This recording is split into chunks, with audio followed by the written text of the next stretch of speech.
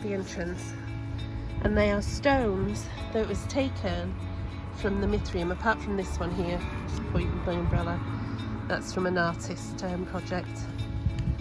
But these were all taken from a Mithraeum that was excavated in the 50s on the local council estate, which is just there. And this would have been a temple or a cult of Mithras that the Romans would have joined. That's a quernstone, actually. There we go. So this is the Roman fort, the entrance as you come in. These are barrack buildings, and we're going to walk this way.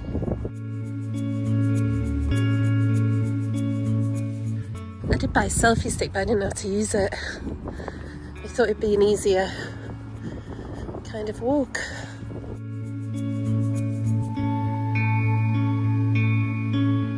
So these are all the footings that were revealed in the Mortimer Wheeler excavation in the 1920s.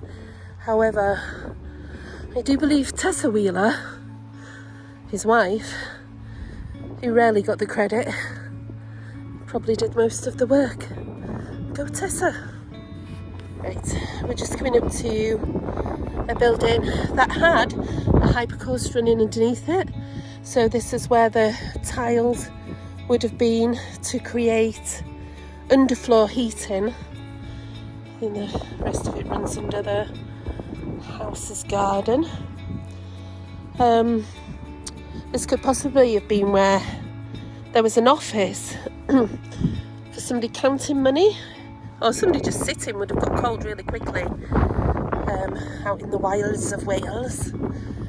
And here they would have kept the money, so that's kind of like a vault, a safe. And you can see the ledge there where the floor would have been. Oh, that's clever, on my finger. And there would have been a floor and then a building built on top of this, so you would have had to go down those little steps to go and crouch down to get inside.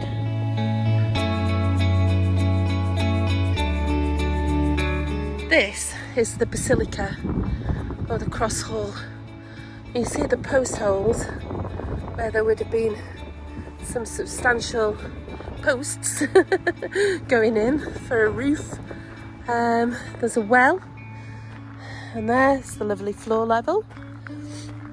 And you can imagine all the troops just coming here to be given their orders, or indeed to be court-martialed, if you imagine these as buildings.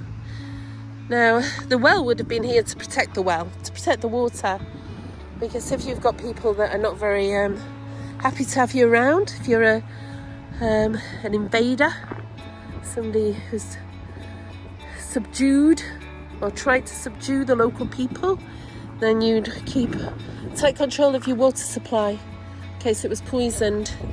Now I want you to look over here, because on these mountains here, on the third peak of that mountain, is Tricari. Tricari is the place, on the top of there's a stone-built set of Iron Age, pre-Roman houses, or circa Roman invasion houses, all built of stone, and there's up to 150 of them, so there would have been a lot of people residing up there.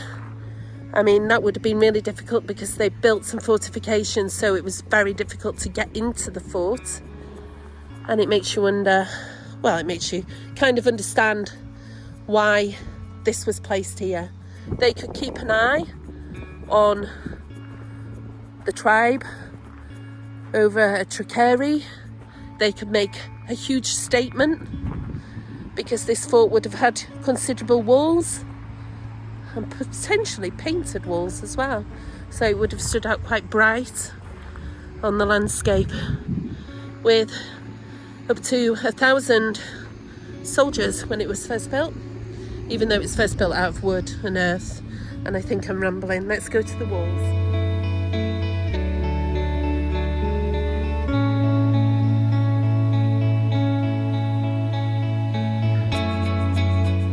Right, this is a northwest gate. It's been extensively modified at some time during the Roman period. These would have been huge towers, and this direction actually faces the town that is now Carnarvon, but potentially would have been quite occupied then. So this is the southernmost tower. Ooh, it's very squishy and muddy. This would have been another tower, and what's really lovely here is, I go around the mud, it would have had a doorway entrance, so that would have been the main kind of gated entrance, but also there was a door to get in. Knock, knock, knock. Come up here, look down there, and you can see this beautiful formed pivot hole for quite a small doorway. Try and get in, show you. Yeah, I do fit. Right.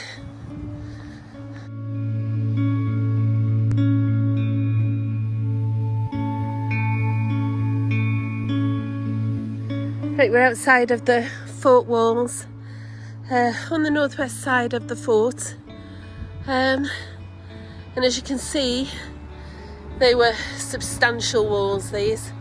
So you've got the outer facing, and you've got inside rebel core centre, and these wonderful things. Now these are called put logs, and you will see them on castles as well, and it's where the scaffolding would have gone to build the walls themselves and to repair them afterwards. So there you go. Inside, some lovely cobbles. Right, okay, let's go back in.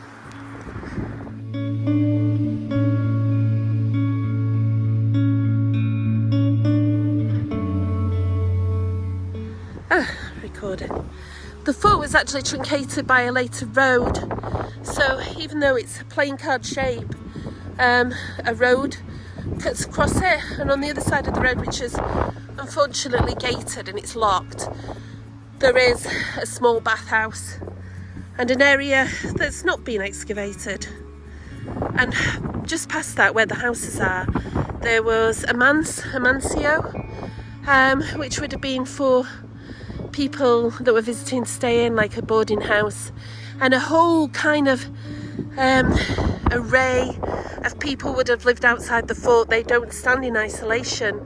There's camp followers that would have built up a small village around the fort. There would have been market sellers, hawkers. There would have been wives, maybe. Oh no, I made that bit up. There probably wasn't. There was probably prostitutes though. All sorts of things that built up outside of the fort.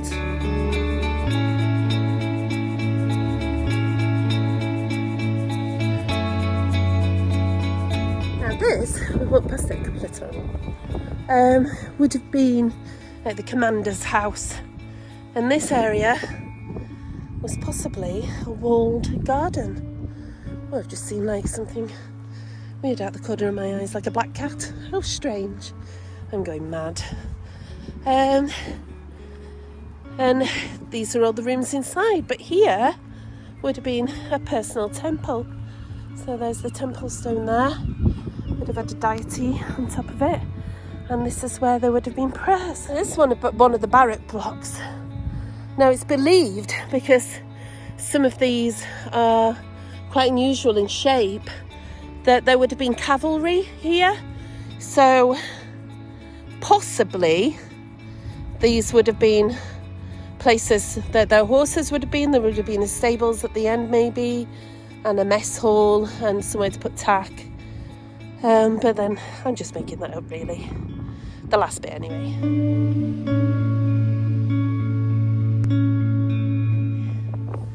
This is the granary, or the strong room, and there would have been all the important things like perhaps a weapon store, some grain stored in here. You can see that the building itself was buttressed to make the walls stronger, so for protection and also for the potential weight that was in here and the size of the building. Might and myth indeed. So there we have it, guys. There's Segontium behind me. It's a bit of a wet and miserable day, and I hope you've enjoyed this guided tour. Any questions? Just pop it in the comments.